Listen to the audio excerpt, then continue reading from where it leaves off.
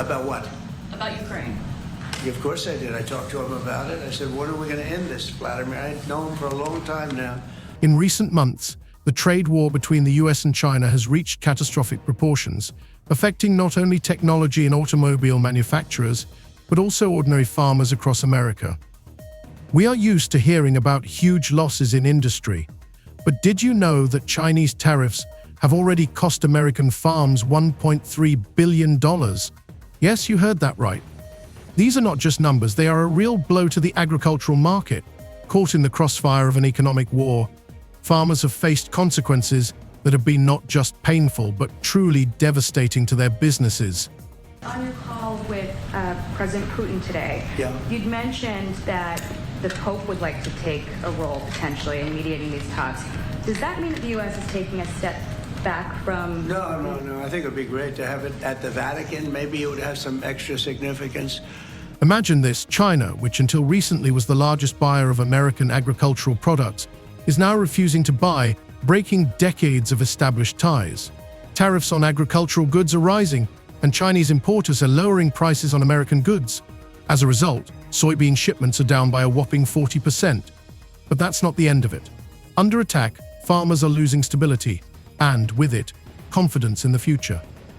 I said, when are we going to end this bloodshed, this bloodbath? It's a bloodbath.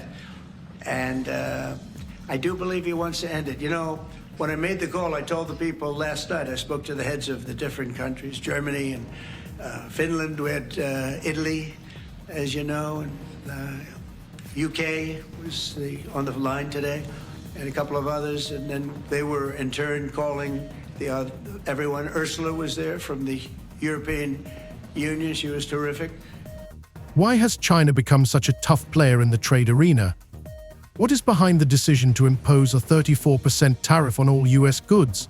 And how does this affect the daily lives of American farmers? The answers to these questions are not simple, because it is not just numbers that are at stake, but the economic security of entire industries. But if American farmers are going through tough times, what is happening in trade itself? With agricultural supplies to China becoming even more complicated, trade volumes are falling and relations are becoming increasingly tense amid trade barriers imposed not only by the US but also by China. As a result, American products are no longer competitive. Prices for soybeans and other agricultural commodities have collapsed, and farmers across America are facing losses that are growing by the day. And that's not all. By turning away from American soybeans, China is strengthening its relations with Brazil, which is consolidating its position as a major supplier of agricultural product. Thus, China, which was previously dependent on the US, now looks to its South American partners as more reliable suppliers. In addition to soybeans, China has significantly reduced imports of corn and other key commodities from the US, creating new challenges for American agribusiness. What now? How will farmers cope with this economic shock? What can the US do to regain its position in this market? And most importantly, how long will this trade war last? And what consequences will it have for America and the world? We discuss this and much more in today's video. We will reveal all the details, show who is really winning this economic battle, and what lies ahead for each of us. And I did say also, if I thought that you couldn't do it, I'd step away, because what are you going to do? We don't have boots on the ground. We wouldn't have boots on the ground. But we do have a big stake, and the financial amount that was put up is just crazy. It's crazy. This isn't for us. This is for somebody else. The amount of money that we put up is record-setting. There's never been anything like this. And that includes weapons. Never been anything like this. Yeah, please. Mr. President, on the medal, how far back do you intend to look to consider for the recipients? And then on your call today, if Putin ultimately proves to be the obstacle to peace, is further arming Ukraine on the table at that point? Well, we'll look. I mean, we're going to look. I hope that, I like to think positively, frankly. I just can't believe that they allow this to continue. This would have never happened if I were president, and most people admit that. It would have, and it didn't happen for 4 years. And October 7th would have never happened either. That's The trade war between the US and China has become one of the most talked about global events in recent years, and the consequences for American farmers are already being felt. In response to the new US tariffs, China has hit export flows hard, imposing a 34% tariff on all goods coming from the US. This decision was part of its strategy to put pressure on the White House and show that China is prepared to take extreme measures. Not only tariffs, but also the introduction of export controls on rare earth minerals, which are so important to high-tech industries, have led to a sharp deterioration in the economic situation in the US. This is not just another trade barrier, it is a threat to long-term economic stability, especially for agriculture, which has been a key industry in the country for decades. For American farmers who have come to see China as their largest trading partner, the situation has been shocking. China, which once bought American soybeans, corn, and meat in huge quantities, is now restricting its purchases more and more every day. The problems begin at the procurement level and then spread like wildfire throughout the market. Lower prices for American agricultural products from Chinese importers have had a devastating impact on farmers who have been forced to sell their products at prices well below cost. As a result, US agricultural exports have fallen by $1 billion, and this is not the end of it. While farmers hoped for a quick stabilization at the start of the trade war, they are now forced to face a reality where every month brings new losses. One of the most tangible consequences has been a sharp decline in soybean shipments, which reached 40% in April. This commodity, one of the key exports for farmers, has found itself at the center of the trade dispute. China, having deprived American suppliers of a key market, first increased its purchases of soybeans from Brazil and then began to develop new supply routes, forcing the US to look for new markets. However, competing with Brazil proved extremely difficult. Over time, American farmers began to lose confidence that they would be able to return to the Chinese market. Moreover, with each passing day, Chinese purchases fell, and farmers across America increasingly found it difficult to find new buyers for their product. And I saw that it was discussed yesterday, so I thought, and people told me that they'd be honored to do it. I would imagine they would be. So, no, I think it would be maybe helpful. There's tremendous bitterness, anger, and I think maybe that could help some of that anger. So having it at the Vatican would be, in Rome, would be I think it would be a great idea. Thank you. China's response to the US actions was a real blow, not only to farmers but to the entire economy. The tariffs on agricultural goods imposed by China contributed to the deterioration of the market situation.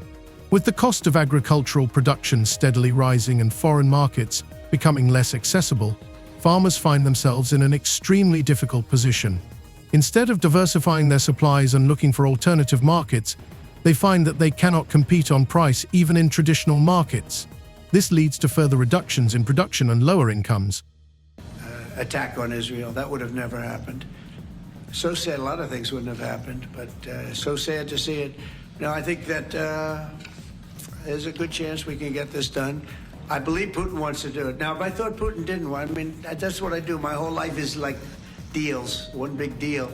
And if I thought that President Putin did not want to get this over with, I wouldn't even be talking about it, because I'd just pull out. What did you hear that gave you confidence that he does want peace versus buying time? I think he's had enough. I think he's had enough. This has been a long time. This has been going on for more than 3 years. For American agriculture, the trade war has been a real disaster. Supplies of grain and other agricultural products have been sharply reduced, and farmers, many of whom have been in business for generations, have begun to lose their jobs. In some states, farmers have found that their goods are simply not being bought, and sometimes they have even been refused the opportunity to negotiate with potential buyers. As a result, farmers began to cut back on their farmland to avoid further losses. On top of that, there were rumors that a few big agribusiness companies, which had been super popular in the past, were thinking about closing some of their factories because of lower shipments and way lower profits. At the same time, in response to Chinese tariffs, the US administration imposed a 10% tariff on all imports into the country. The inclusion of a 34% tariff on Chinese goods further exacerbated the economic situation. This was not simply a move to protect American producers, but a clear attempt to increase the competitiveness of goods on the world market, especially in categories where the US had advantages, such as agricultural production. However, the tariffs led to even higher prices and lower demand, which only worsened the situation for farmers. And we spoke for a long time about it, and they got a problem. It's a big, big problem. It's a terrible war. It's a very hard to extradite themselves away from what's taking place over there. The amount of anger, the amount of hate, and the amount of death. It's very hard, very tough situation. But I said to him, we got to get going. For many farmers, the situation became unbearable. They saw decades of relationships with trading partners being destroyed, and the prospects for the future became increasingly bleak. Markets that had seemed stable and profitable were now faltering. The US was facing a new kind of global competition, where, in addition to China, other countries such as Brazil and Argentina were beginning to play a significant role, taking the place of America in the Chinese market.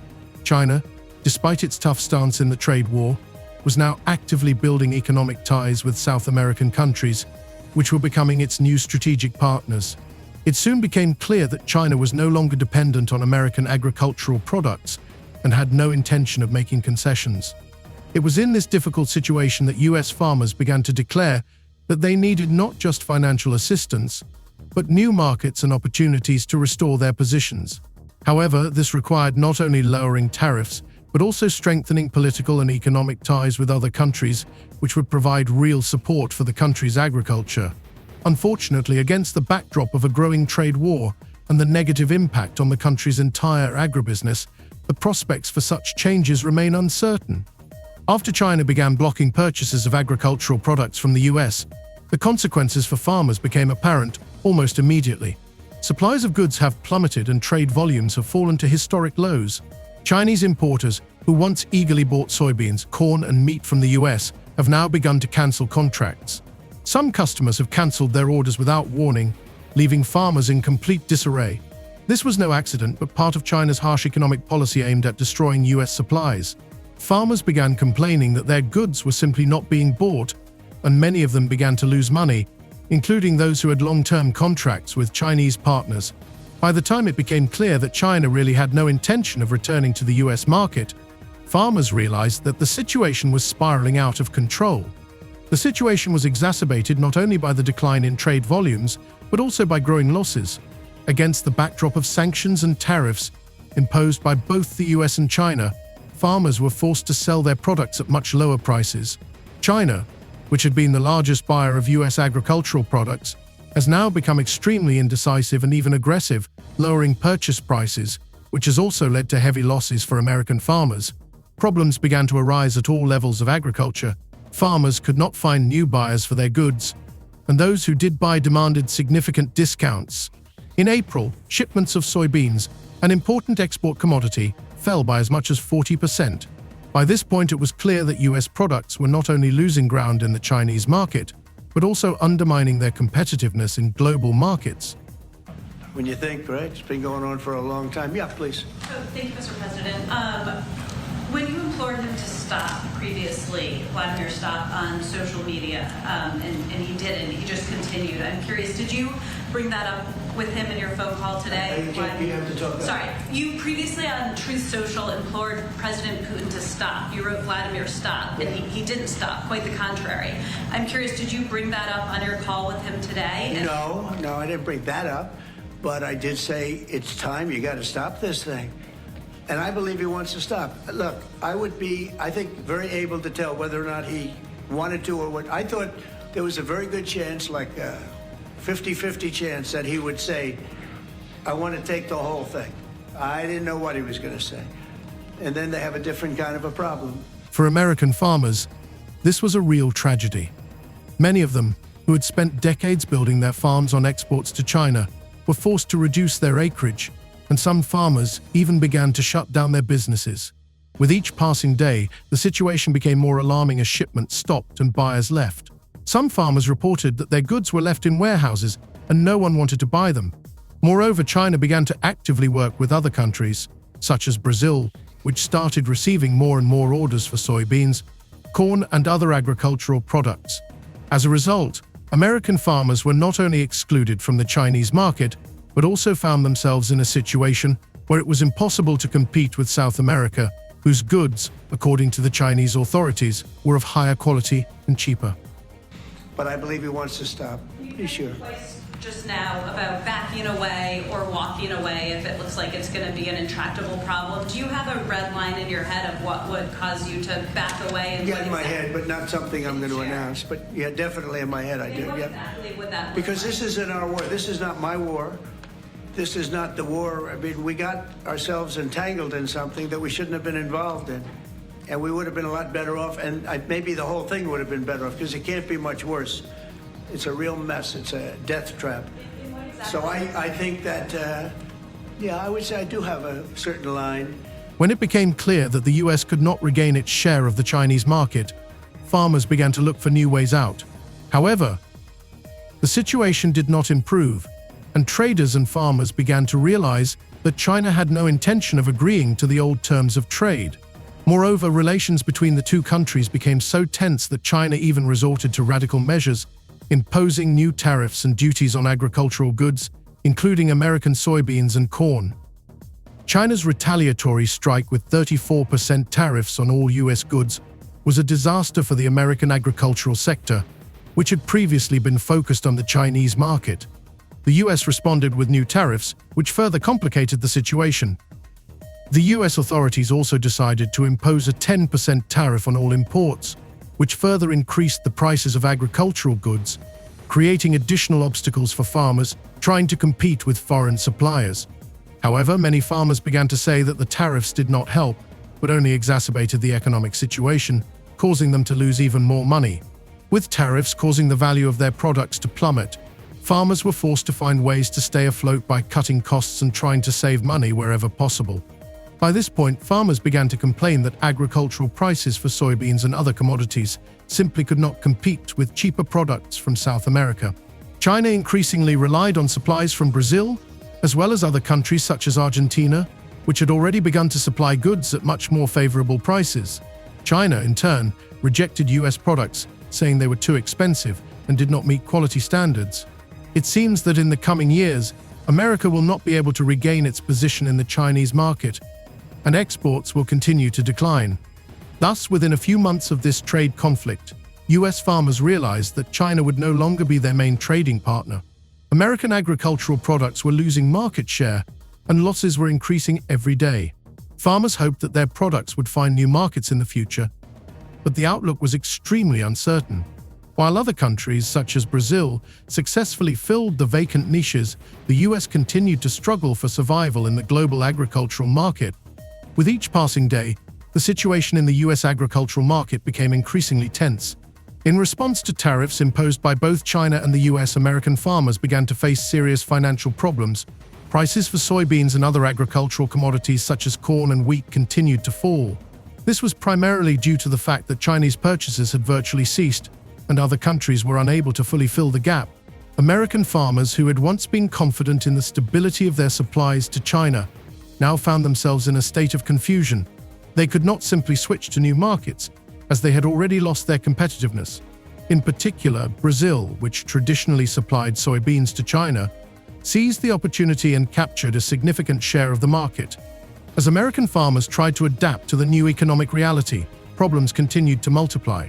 Against a backdrop of rising tariffs and falling demand for their products, farmers began to openly declare that traditional methods were no longer working. Many agricultural producers began to ruin their farms, cutting production, laying off employees, and closing rural farm stores that had previously served as important outlets for their goods. However, the most painful blow for them was that the government did not provide adequate financial assistance, and instead, farmers continued to receive rejections to their requests for subsidies. The US Secretary of Agriculture repeatedly raised the issue of the need to help farmers in difficult times in his speeches, but the measures proposed were clearly insufficient. Instead of real support, farmers continued to face a lack of reliable markets. The measures that were proposed mainly concerned financial payments, which only partially compensated for the losses. Many farmers publicly stated that they did not just need money, they needed to regain access to the Chinese market and restore buyer confidence. With Chinese buyers completely withdrawing from the US market, farmers began to look for other alternatives for their products. The response to these requests was an increase in sales from other countries, such as Brazil and Canada. Brazil, despite its own problems related to internal crises, actively increased soybean exports to China, which actively switched to South American products. China, despite a gradual increase in tariffs, effectively began to focus on cheaper and more competitive products from other countries, such as Brazil and Argentina. China seemed to adapt much more quickly to the new conditions than the US, and despite all the difficulties, South American countries began to process and supply more and more agricultural products to China, which only exacerbated the situation for the US.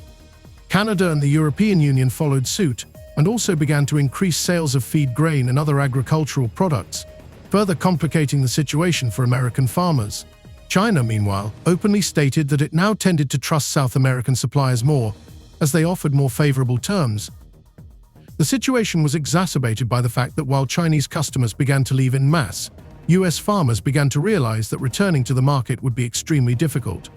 The Chinese authorities strengthened ties with South America and actively invested in the development of agriculture in these countries.